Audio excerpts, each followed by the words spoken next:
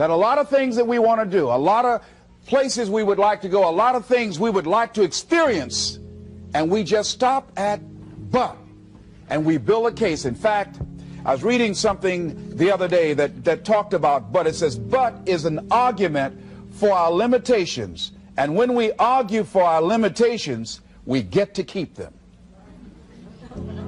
See, but will cause you to procrastinate, but will cause you to hide out behind fear, but will cause you to come up with all type of excuses that you can validate your inaction and not acting on your dream. And right now, more than ever, people need to look for ways to live their dream. People need to look for ways to make it on their own. There is no such thing as job security. There's no such thing as a storm-proof or tragic-proof life.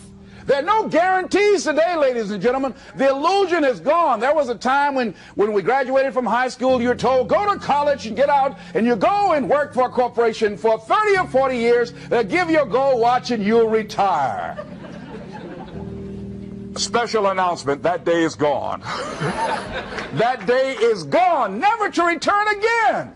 So instead of people living in fear, feeling stressed out, feeling powerless, feeling like victims, I think it should be a time that we need to begin to look at ways that we can become an active force in our own lives. Look at ways when we can decide to take charge of our own destiny. Look at ways when we can decide to design a life of substance and begin to truly live our dreams. And it's time for people to decide, I'm ready to get on with my life. Shake somebody's hand on your right and left. A guy named Bob May said this, don't let nobody turn you around. Do that right quick.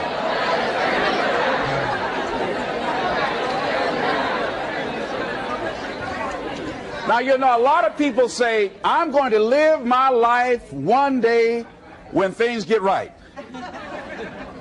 When I get all my bills paid. When I get my feet on the ground. I say, what have you been walking on? See, there are no problem-free moments. A guy named Dimples had a record one time called, If It Ain't One Thing, It's Another. And I say, if it ain't one thing, it's 12 others. Always something there to build a case on why you can't move on, why you can't grow to the next level, why you can't begin to manifest your greatness, why you can't begin to live life on your terms. Always something there to block you, to keep you where you are, and keep you from beginning to develop your true greatness. Always some fear. How do we handle it? And I'm saying that if you've been hiding out behind but, if you've been using the fact that you don't have enough money or you don't have the education, take it head on. Go get the education. I was saying to a guy the other day who was saying, I said, how old are you? He says, 47 years old. I said, your sister tell me that you can't read. He said, that's right. I said, why? Well, you know, I didn't go to school. I said, excuse me, how old are you? I'm 47. 47? Yes. And you can't read or write? Yes. Have you ever heard of adult school, adult education? Have you decided that you should learn how to read to begin to expand your world? Why are you using that as a racket?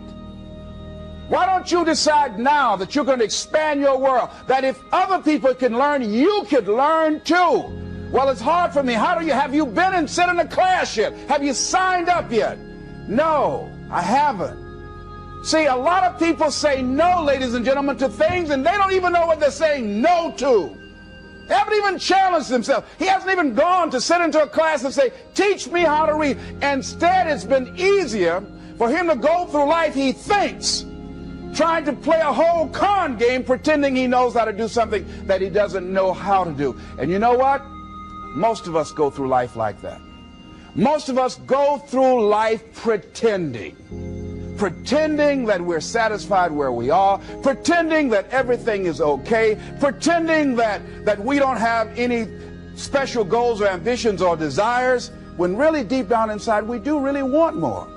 But if you look at our behavior, if you judge based upon what we do, that really will tell you some true stories about people, because you have to judge a tree by the fruit it bears, not the fruit that it talks about. See, a lot of people pretend that they want more out of life, but all you have to do is watch their actions. That will tell you something. So I used to pretend that I wanted to lose weight, but how could you tell I was pretending? Watch me when I have a piece of sweet potato pie. Let me get within walking distance of some peanuts, some potato chips. See, I was pretending that I really wanted to lose weight. No, you just watch what I eat. I tell you what I'm seriously committed to. People tell you, oh yeah, one day I want to have a restaurant. See, they're pretending they want to go into business for themselves. They're not serious. How can you tell, Les? Watch their actions. Watch what they're doing. The proof is in the pudding. So if you want to do something, if you thought about something you want to do, take it head on. Decide that you're going to start looking at it, start doing research on it, start tackling it. Start becoming involved in whatever and wherever it might lead you to begin to explore the possibilities in that particular thing that you're seeking so that you can begin to learn all you can about it. Decide that you're going to face it, that whatever shortcomings you have, that you're going to strengthen yourself there. Whatever training that's required, that you're going to go get that training, that you're going to get started right now. George Washington Carver would say, do what you can where you are with what you have and never be satisfied. S.B. Fuller used to say, and you heard Joe Dudley talk about, always strive to be more than that which you are. Yeah, don't get satisfied with yourself. Always know that wherever you are, you can enjoy more, that you deserve more. But most people, you know what they do? Most people go through life quietly and safely, tiptoeing to an early grave. Find out what it is you want and go after it as if your life depends on it. Why? Because it does. People that have found their passion, people that found the things that they love, people that have found the things that they can pour their lives into, those people live longer. I was in New York and I had to do a seminar at a special church, and a guy by the name of Reverend Johnny Youngblood. And I said, how is it that you were able to build this big housing facility and got all of the various community and religious groups together to have this dwelling for 2,000 residents that were once homeless? How were you able to take on this responsibility? Wasn't it overwhelming? He said, the kind of work I do, he said, it's in me. I've got to live what's in me. And I think that's everybody's desire in life. You've got to live what's in you. Life is just too short and unpredictable. But what do we say? But there always be tomorrow. Oh no. There's no guarantees you're going to show up tomorrow. There are a lot of people who were here yesterday that they're not here today. There are a lot of opportunities that were around yesterday. They're not here today. Oh, you can wait, but you know what Abraham Lincoln said? Well, good things might come to those who wait, but only the things that have been left over by those who hustle. So who want to go through life picking up leftovers? You deserve much more than that. The leftovers is somebody's left you. So take it head on, begin to explore it. Here's something else. Decide to do it now. Decide whatever you want to do, that you are now going to become actively involved right now, exploring the possibilities for you. That you're going to look at it and do just a little bit of it right now. When I decided to become a speaker, I didn't just quit my job and just ran out and say, I'm a motivational speaker. No. What I did was I decided to start looking at other people that were involved in the speaking profession. I volunteered to work with some speakers so that I could learn. Whatever you want to do, get your feet wet. Gain some experience doing some volunteer work in the area and find out whether or not this thing you want to do will fit for you. A friend of mine told me he wanted to have a restaurant. I said, have you ever operated a restaurant before? He said, no. I said, well, really, you don't even know if you want one. I said, what's your expertise? What do you bring to the table? He said, I can cook real good. I said, well, what about the management side? What about the business part of the restaurant? You're not going to be cooking all the time. Somebody's got to receive the money. Who's going to manage the personnel? He said, you got it right. You got a point there. So this guy got a job in a restaurant in the evening time on a part-time basis. After doing that for a while, he said, you know what? I think I just want to be a chef. He said, after working there, people didn't show up to work. He said, it's hard to find the help. People weren't responsible. The headaches, the guests were just giving him problems day in and day out. They weren't ever satisfied. He said, no, I just think I'll stick to cooking. See, you got to find out what fits for you. Because you might decide that after you go up in there and examine it and experience it and get some experience under your belt on it, well, you say, this is really not what I want. This does not fit for me. So decide that you're going to do that. Now, John H. Johnson said something that's very important. He said, there's no defense against an excellence that meets a pressing public need. See, whatever you decide to do, look at it and find out what is it that I have that I could bring to the table that can begin to enable me to ensure that I could be successful in this. Where is the opening for you? There's room for you out here in the arena called life. There's room for you to come out and live your dream. Don't allow but to keep you in the corner or keep you up in the bleachers looking at life, being a spectator, not being a participant, making a difference in life. I believe that all of us came here with something. All of us showed up to give something, and that nobody's going to give that service that you have to give. No one's going to produce your product. No one's going to write your book. No one's going to open your academy. No one's going to begin to create your daycare with a special curriculum to help to cultivate the high self-esteem in our children. That's your idea. And if you don't bring your idea out here, when you die, all of us will suffer because we've been deprived of your genius because you allowed but to keep you in the bleachers and not pursuing your greatness. You take it to your grave with you. And that's what most people do. I think that's why the guy said that many people die at age 21 and don't get buried until they're 65. They're walking dead. You can tell them by the way they walk. How they look in the face. When they speak to you. I was giving a speech at this high school, and a lady came after school. She said, "Mr. Brown, I want to talk to you about my son." I said, "What is it?" She said, "He's not motivated." I said, "I wonder why." You got to have energy, ladies and gentlemen. You got to have life. If you're excited about what you're doing, even in the area of selling, you know people don't buy because of logical reasoning. People buy because of your way of feeling. People don't like to be around dead people. No, let the dead bury the dead. No, keep them away from you before they grab you and want to hold on to you. So the fact that whatever you do, you want to be excited about it. You want to have the kind of excitement that is so contagious that people want to be around you. Because whatever you're doing, whatever you talk to people about, this particular idea that you have, they're looking at you and they want to know, do you believe it? And are you the kind of person they want to be in business with? And if you're not positive, if you're not energetic, if you're not fired up about it, how can you expect anybody else to be fired up about your idea? Am I right? All right, repeat after me, please. I'm going to be fired up about my dream. I'm going to go at it with everything I got. Shake somebody's hand on your right and left and say, "You got what it takes." There are a lot of people who say, "But I tried once or twice and it didn't work out." And so they use that as an excuse not to ever come out again. Guy said, if at first you don't succeed, you're running about average. So if you have come out here with an idea and it didn't work out 2 or 3 times, well, that's all right. You're running about average. You know, I heard something, a jarring question. It says, why is it that people prefer known hells to unknown heavens? You know why? Because it's comfortable, ladies and gentlemen. I remember I was in a service once, and I heard Dr. Johnny Coleman give this example. She talked about a man who had been captured behind the enemy lines in a war and was sentenced to be killed or another option. The captain said to the guy, "Listen," he said, "tomorrow morning at 6 o'clock you can face the firing squad, or you can go out this door over here." And the guy said, "What's out the door?" He said, "No one knows. All we can tell you is just unknown horrors."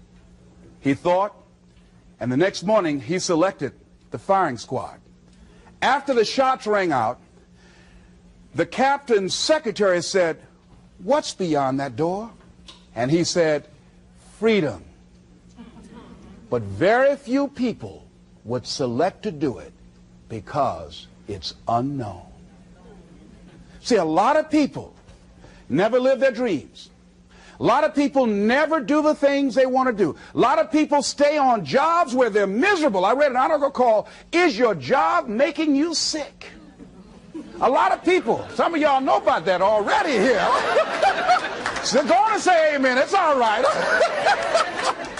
That But one lady told me, she said, Les, when I used to go to work, she said, when I stepped in the door, it felt like a refrigerator dropped on my shoulders. How many of y'all understand that kind of feeling? They were miserable, just hated to go after 60 Minutes on Sunday afternoon. Or come Monday morning, my head used to throb. I just couldn't take it. Didn't want to go sometimes just for the heck of it. I just drive on by. Whew, I used to hate to go to work. Many of us choose an active living death. Many of us are walking dead. The walking dead. That we're not doing what we want to do. Many of us stay in relationships where we're dying together rather than growing and expanding and living together. We're miserable, but because we don't have the courage to see ourselves beyond that relationship that has turned toxic, we go through life living dead people. And you can always tell couples that have been together for a little while. Go in a restaurant, the ones sitting side by side, giggling and talking to each other, feeding each other with their fork and spoon, they just got together for 1 week. You see them in the car, they're sitting all up each other, hugging and slugging. Oh, they've been together about 3 days, all right? But if you see people in the restaurant, see a couple, and they're sitting in front of each other. Takes so long for this food, I wonder when they're going to hurry up. Those are the married ones. Oh, but what if I know people have been married for years, living in 2 separate rooms, sleeping in 2 separate beds? Well, it's cheaper to keep it. Not necessarily. It's according to the price you want to pay. See, the price of peace of mind, the price of living the truth, of being honest with yourself and say, wait a minute, it's got to be more than this. So you've got to decide, wait. Even if things don't work out, even if I experience defeat or failure, that does not make me a failure. It's a difference between failing and being a failure. If things don't work out, if you don't produce the results you want, that's all. But don't confuse who you are with the results that you produce. I used to be a state legislator in Columbus, Ohio. And I remember once I was going to introduce some legislation on the floor, and after getting that legislation passed, a guy came up behind me, and he had some legislation that I opposed him on that. And I was about to stand up to debate this guy, and the guy next to me said, excuse me, don't debate that guy. Why? Do you know who that is? I said, no. That's Will Kosky from Toledo. That's a bad dude. He's a lawyer, Les. That man can debate. I don't care. I'm Les Brown, maybe Brown's boss. So I raised my hand. Mr. Speaker, he said, the gentleman from the 29th House District? I said, yes, sir. To tell the gentleman I'd like to take him on. Challenge him on this legislation. He said, Will Kosky said, I would more than like to, Mr. Speaker. Everybody would say, whoa. I asked him some questions. He responded. I say, I wonder why I asked that man that question. Will Kosky wore me out. I mean, I was so embarrassed, I just limped back to my room with my yes, I can attitude. However, here's what I learned. When you win, see, if I win a debate, I win because of what I know. When I lose because of what I don't know. So I had to check out, what is it that I did not know? I wasn't prepared. I did not do enough research. I did not do my homework. So he handled me like he wanted to. So I came back again. I waited on some other legislation, did my homework, but he was more than able to take me out again. But pretty soon, each time it would become a little bit more difficult and a little bit more difficult. And the older guy said, would you argue in behalf of this legislation for me? I said, sure. I started volunteering to do work in the legislative committees for the older guys. I said, absolutely. And the more I did it, the better I became. And then people began to start respecting me. And when I would ask and say, Mr. Speaker, I'd like to speak on that bill, some guys' lips start trembling and stuff, like Jimmy. Wait a minute. Is there anything wrong? Do we have a problem here?